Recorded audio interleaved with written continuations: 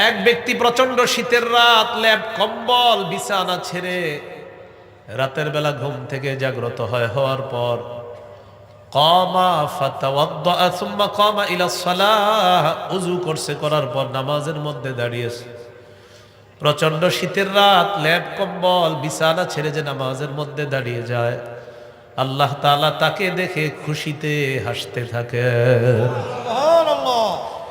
ফেরেশতাদেরকে আল্লাহ তাআলা প্রশ্ন করেন, মা হামালা আবদি হাদা আলা মা সানা, আমার এই বান্দা নামাজের মধ্যে দাঁড়িয়েছে, কি কারণে দাঁড়িয়েছে, কেন দাঁড়াইলো?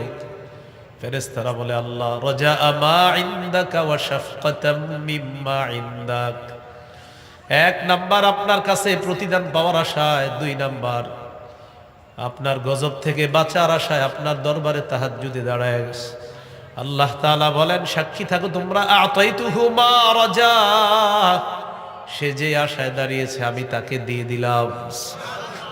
ওয়া আম্মানতুহু মিম্মা ইয়াখাফ, যে ভয়ে সে দাঁড়িয়েছে সেই ভয় থেকে আমি তাকে নিরাপত্তা দিয়ে দিলাম।